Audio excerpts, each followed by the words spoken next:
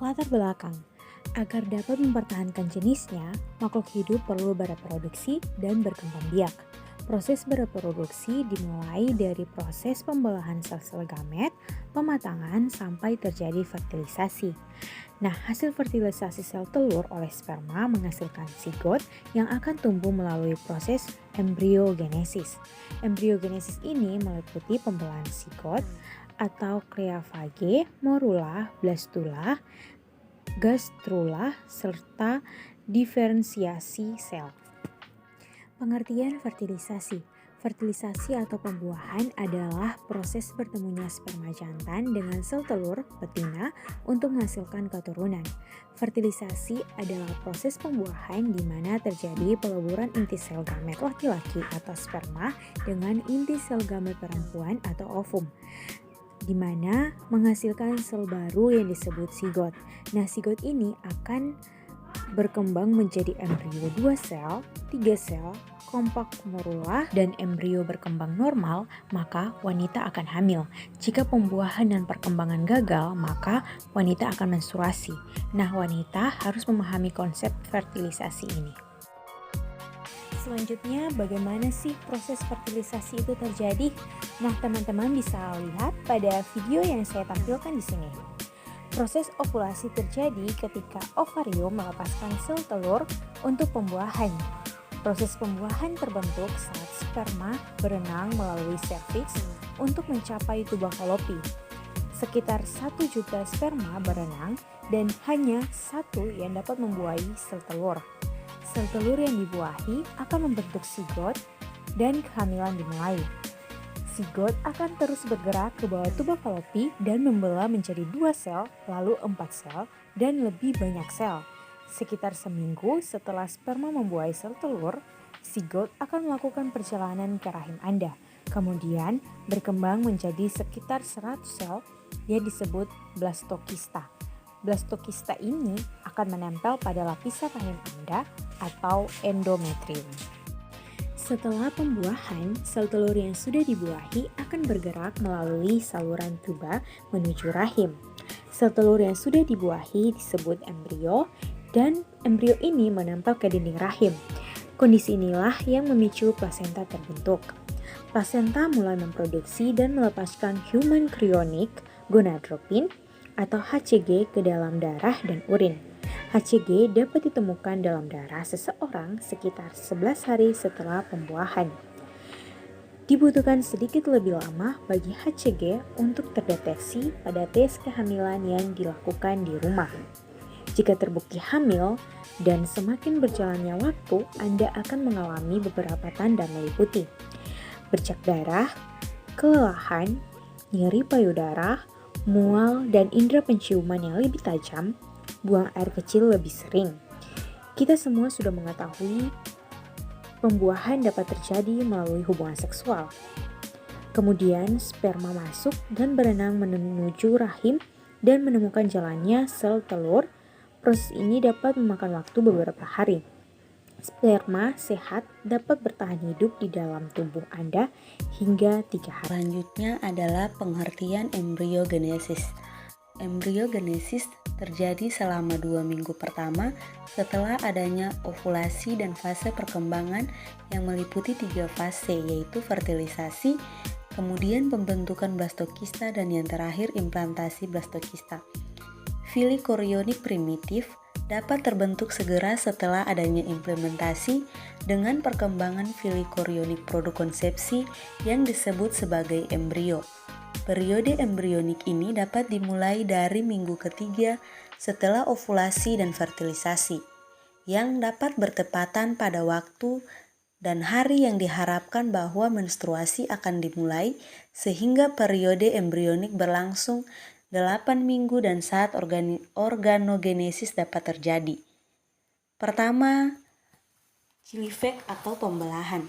Dalam 24 jam setelah fertilisasi, zigot akan memulai serangkaian pembelahan. Pembelahan ini tidak disertai oleh pertumbuhan sel, sehingga zigot akan terbagi menjadi banyak sel yang lebih kecil yang disebut dengan blastomer. Embrio secara keseluruhan tidak bertambah dalam ukuran besar selama pembelahan dan tetap tertutup di dalam zona pelukida. Kemudian pembelahan pertama sigot akan menghasilkan dua sel pembelahan dan kedua akan selesai dalam waktu sekitar 48 jam yang akan menghasilkan 4 blastomer yang sama. Dan pada hari yang ketiga, embrio terdiri dari 16 hingga 12 sel, dan pada hari keempat embrio terdiri dari 16 sampai 32 sel. Dan embrio pada tahap ini disebut morula, yang berangsur-angsur permukaan luar sel akan menjadi cembung dan permukaan bagian dalam menjadi cekung. Yang kedua adalah implementasi. Uterus tersusun atas 3 lapisan, yaitu endometrium, myometrium, dan perimetrium. Dan saat fase menstruasi, endometrium melewati 3 stadium fase folikular dan fase sekretorik, serta fase haid. Pada saat implementasi, endometrium berada dalam fase sekretorik, di mana proses implementasi dapat dibagi menjadi 3 fase, yaitu ada aposisi di mana perlekatan awal blastokista ke dinding rahim. Kemudian ada adesi yang adanya peningkatan kontak fisik antara blastokista dan epitel uterus. Dan yang terakhir ada invasi, di mana terjadinya penetrasi dan invasi sinciotrophoblas dan sitotrophoblas ke dalam endometrium, sepertiga bagian dalam myometrium 12 yang kurang lebih saat hari ke-6 setelah fertilisasi. Kemudian blastokista akan menempel pada epitel endometrium, yang sisi menempel pada kutub embrionik. Pada akhir minggu pertama, blastokista diimplementasikan ke dalam lapisan kompaktum pada endometrium dan mendapat makanan dan jaringan ibu yang mengalami erosi. Kemudian pada hari ke-9, blastokista akan semakin terbenam di dalam endometrium dan efek dari penetrasi di permukaan akan ditutup oleh bekuan fibrin. Dan pada hari ke-11 dan 12, perkembangan blastokista sudah terbenam seluruhnya di dalam stroma, endometrium, dan epitel. Permukaan hampir menutupi seluruh defek semula di dinding uterus. Hal ini sebagiannya dapat dihasilkan dari penyisalan oleh adenosin dan monofosfat siklik, serta progesteron. Hubungan dari kapiler endometrium yang erosi dengan lakunar dalam sinciotrophoblas yang membentuk sirkulasi uteroplasenta primordial ketika darah ibu menuju jaringan lakunar. Kemudian oksigen dan zat gizi akan masuk ke embrio dan darah yang teroksigenasi akan masuk ke dalam lakunar melalui arteri endometrium, dan darah dengan oksigenasi yang buruk akan dikeluarkan melalui vena endometrium. Setelah itu perkembangan blastokista pada hari yang ke-13, hipoblas menghasilkan sel-sel lain yang bermigrasi di sepanjang bagian dalam membran eksoselom. Sel ini berproliferasi dan secara bertahap membentuk suatu rongga eksoselom.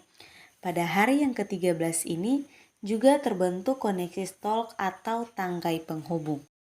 Yang ketiga, gastrulasi. Pada minggu ketiga perkembangan, terjadi proses gastrulasi.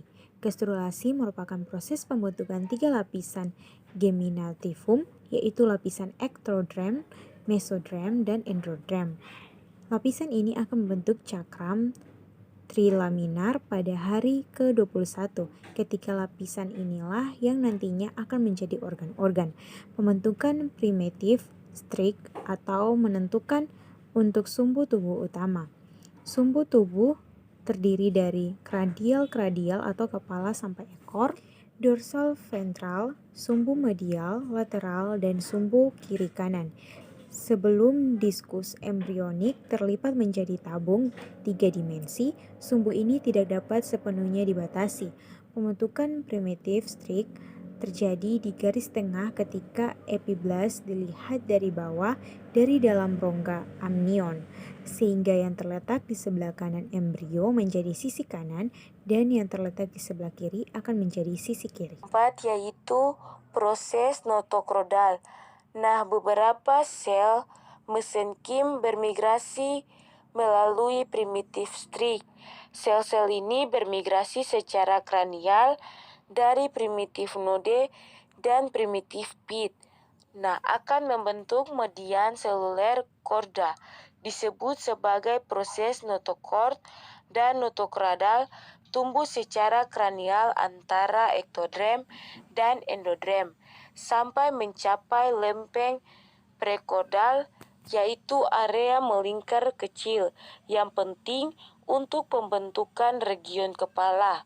Untuk pembentukan trofoblas lebih lanjut adalah pada awal minggu ketiga, trofoblas ditandai oleh filus primer yang terdiri dari inti sistotrofoblastik yang dilapisi oleh satu lapisan sinisitum selama perkembangan lebih lanjut untuk sel-sel mesodrem menembus inti filus primer dan tumbuh ke area desidua. Nah, struktur yang baru terbentuk ini dikenal sebagai filus sekunder dan pada akhir minggu ketiga, sel-sel mesodrem di inti filus mulai berdefinisiasi menjadi sel darah dan pembuluh darah halus untuk membentuk sistem kapiler filus. Nah, pembuluh-pembuluh darah ini pada akhirnya akan membentuk kontak dengan sirkulasi intraembrional, akan menghubungkan plasenta dan mudiga. Gas, nutrisi, dan limba berdifusi antara darah ibu dan janin harus melewati 4 lapisan jaringan, yaitu endotelium kapiler filus, jaringan ikat longgar di inti, dan filus mesodrem ekstraembrionik, serta lapisan sistotrofablos dan lapisan sinciotrofablas. Sementara itu, rongga-rongga kornion menjadi semakin besar dan pada hari ke-19 mudiga akan melekat ke selabung sistotrofablasnya melalui sebuah tangkai penghubung. Tangkai penghubung kemudian berkembang menjadi tali pusat atau korda umbiliklasis yang membentuk hubungan antara plasenta dan mudiga. Berikut yang kelima yaitu periode organogenesis. Periode organogenesis atau biasa dikenal dengan periode mudiga. Nah, periode mudiga berlangsung dari minggu ketiga hingga minggu ke-8 perkembangan dan merupakan waktu masing-masing dari ketiga lapisan germinativum, ektodrem, mesodrem, dan endodrem akan menghasilkan sejumlah jaringan dan organ spesifik sehingga pada akhir minggu kedua bagian eksternal tubuh sudah dapat dipahami. Yang berikut yaitu neuralasi. Pada awal minggu ketiga perkembangan lapisan germinativum, ektodrem memiliki bentuk seperti cakram yang lebih besar di bagian sefalik daripada kaudal. Sel-sel lempeng saraf ini membentuk neoktodrem dan induksinya mencerminkan proses awal neuralasi.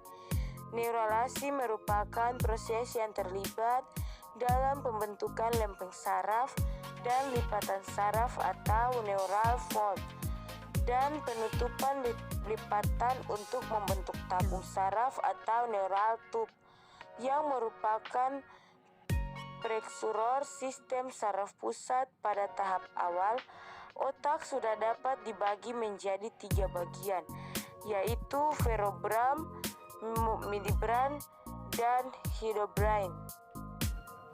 Yang keenam yaitu turunan lapisan mesodrem. Nah, pada awalnya sel-sel lapisan mesodrem membentuk suatu lapisan tipis anyaman, jaringan yang longgar dari kedua sisi garis tengah.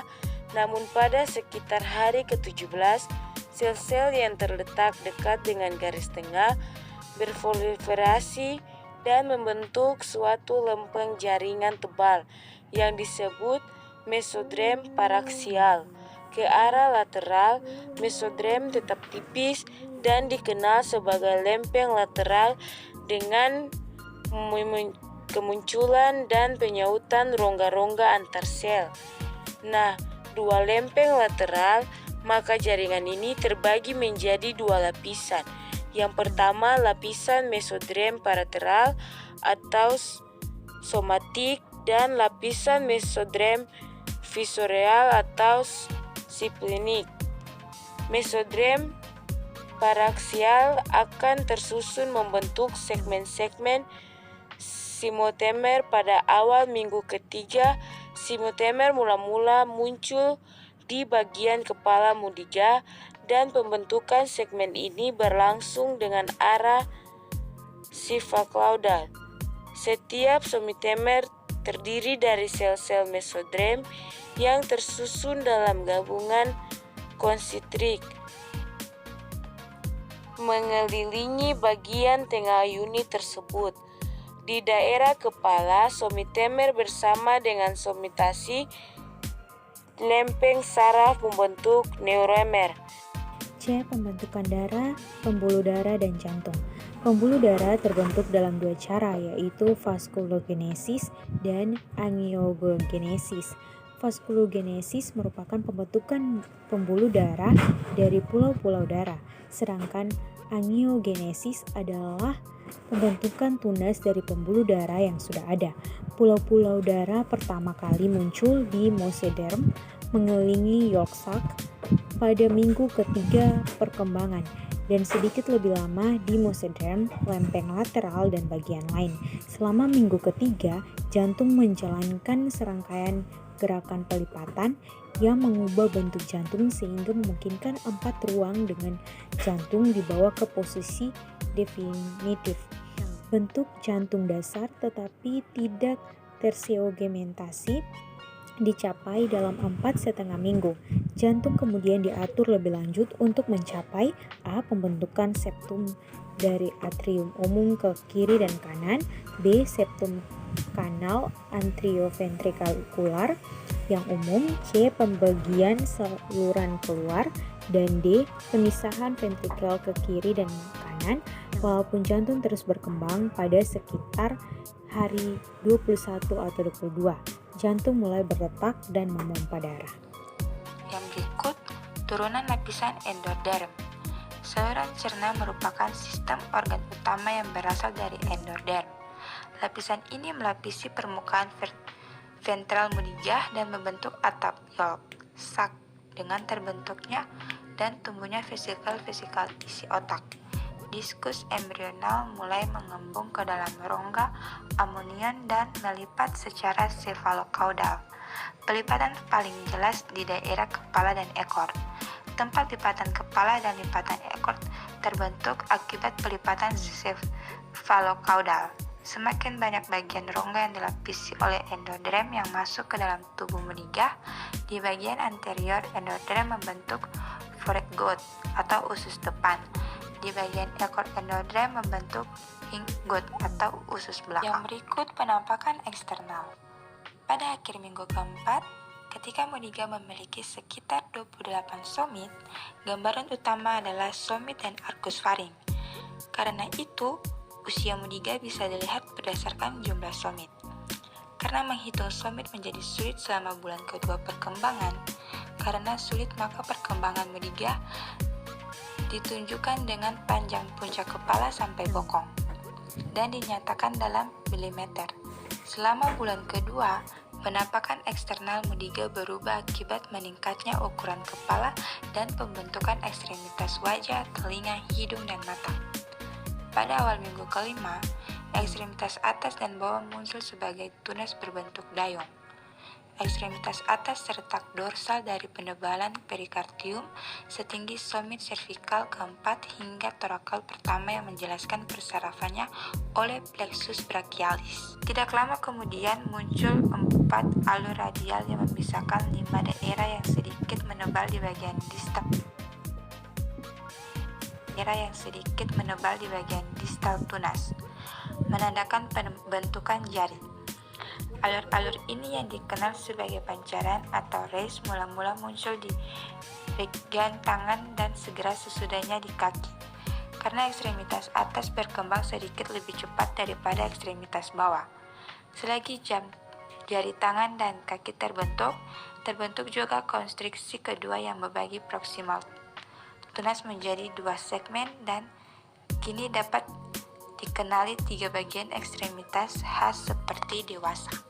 Kesimpulannya, fertilisasi merupakan penggabungan dari sperma dan sel telur di dalam uterus sampai menghasilkan sigot. Dan sigot merupakan bentuk pertama kehidupan yang akan menghasilkan organisme baru. Sedangkan embriogenesis adalah lanjutan dari proses fertilasi dan merupakan proses perkembangan sigot pada tahap awal.